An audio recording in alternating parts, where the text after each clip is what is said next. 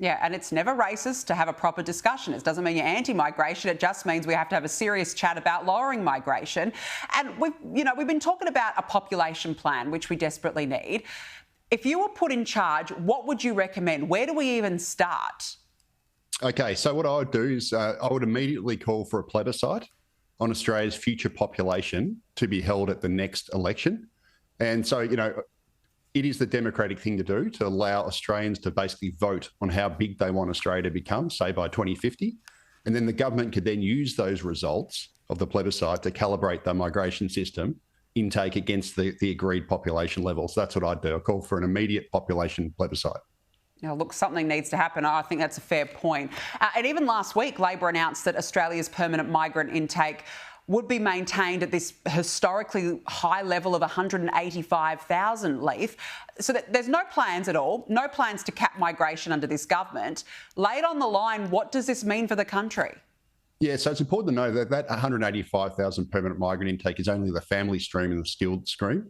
On top of that, there's another 20,000 humanitarian migrants we take every year.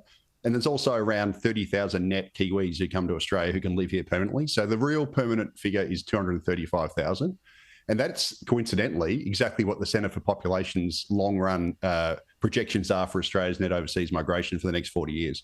And then, of course, we've got the temporary migrants whose numbers have grown by 750,000 since Labor came to office. And the Albanese government last month mentioned that they're going to raise the student intake by another 25,000. So the upshot of all this, Danica, is that immigration is going to remain high, which means that the housing and infrastructure problems in our major cities are going to remain, unfortunately.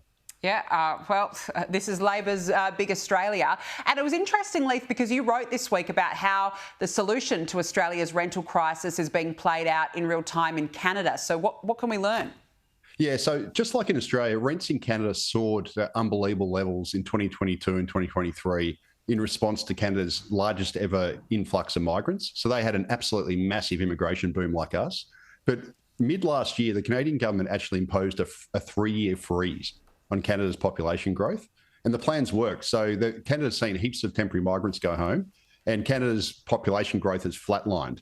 And as a result of this population growth flatlining, Canada's actually seen 11 consecutive months of falling rents.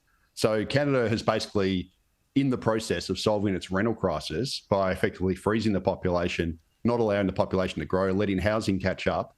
And as a result, rents are now falling and the vacancy rate is rising. And what this tells you is that for Australia, the solution to our rental crisis is to obviously slow population growth to a level that is below the nation's ability to build housing infrastructure. If we do that, we'll actually solve the rental crisis. And if we don't do that, the rental crisis is going to continue. It's as simple as that. Well, the real-time solutions are out there. Just look overseas. Exactly. Leith van Onselen, good to see you. Thanks as always for coming on the show.